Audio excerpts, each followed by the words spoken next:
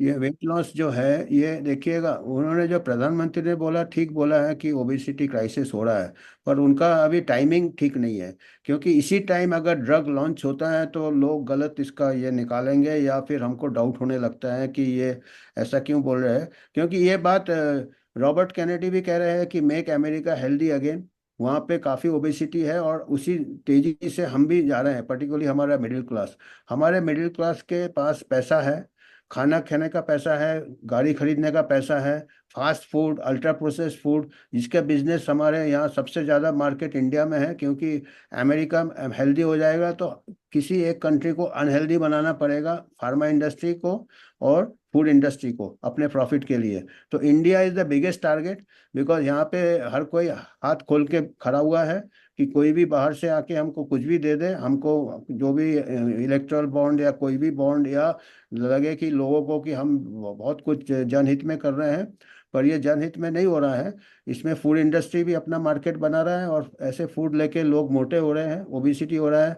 Automobiles पे कोई control नहीं है, गाड़ी में ट्रैफिक कंजेस्टेड है, और लोग अनहेल्दी भी हो रहे हैं। अगर प्राइम मिनिस्टर को ये है कि आपको ओबिसिटी कंट्रोल करना है, हमारे पेवमेंट्स कहाँ हैं, साइकिलिंग ट्रैक्स किधर है, ये सब होने से तभी ओबिसिटी कंट्रोल होगा। अभी हम पैदल चलना मुश्किल हो जाता है रास्ते में।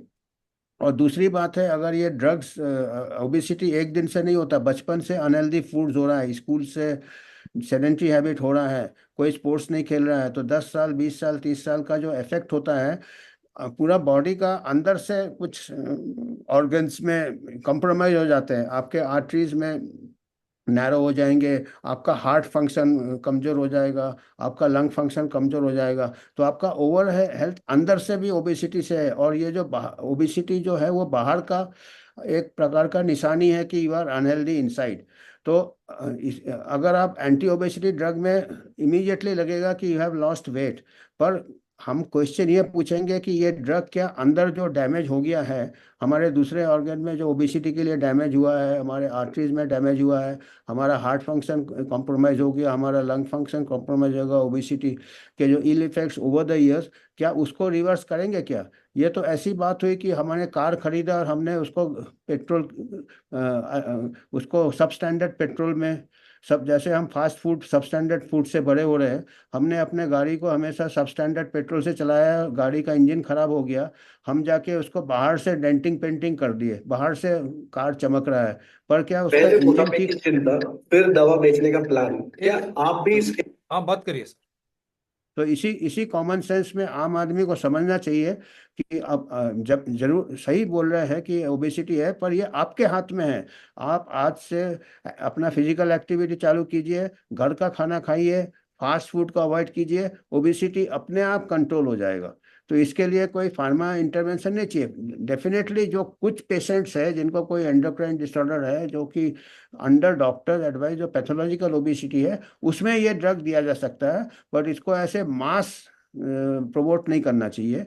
और ओबेसिटी इसके लिए कॉमन सेंस है कि भाई आप फिजिकल एक्टिविटी नहीं कर रहे हैं, आपका आजकल स्कूल का एटमॉस्फेयर नहीं है, कोचिंग चल रहा है, पढ़ाई का स्ट्रेस है, कॉम्पिटिटिव एग्जाम है, स्ट्रेस है, उससे भी आदमी ज़्यादा खाता है, फास्ट फूड खाता है, शुगर खाता है, सॉल्ट ज़्यादा लेता है। तो ये फिर मेडिकेशन का मार्केट, आप इंडिया का एक तो दूसरा इकोनॉमी बहुत फास्ट ग्रो हो रहा है, तो ये और इकोनॉमी के साथ साथ मोटापा बढ़ेगा और परचेजिंग कैपेसिटी बढ़ेगा, तो 60,000, 40,000 का दवाई अमीर आदमी खरीद सकता है जो मोटा होगा। तो ये सबसे बड़ा टारगेट है। दूसरा है कि 2020 में एंटी ओबेसिटी ड्रग का इंडिया का मार्केट 135 करोड़ का था, और आज के तारीख में 4 साल में 2024 में इसका 535 करोड़ हो गया, यानी 5 टाइम इंक्रीज हो गया इसका। और अभी मार्केट में पूरी तरह से आया नहीं। तो अभी सोचिएगा कि ये कितना बड़ा टारगेट है। इसमें ये फार्मा कंपनी जो है पूरा जोर लगा देंगे। पूछिए सबको, हर हर पार्टी को ये अपने कब्जे में ले लेंगे लॉबिंग करके।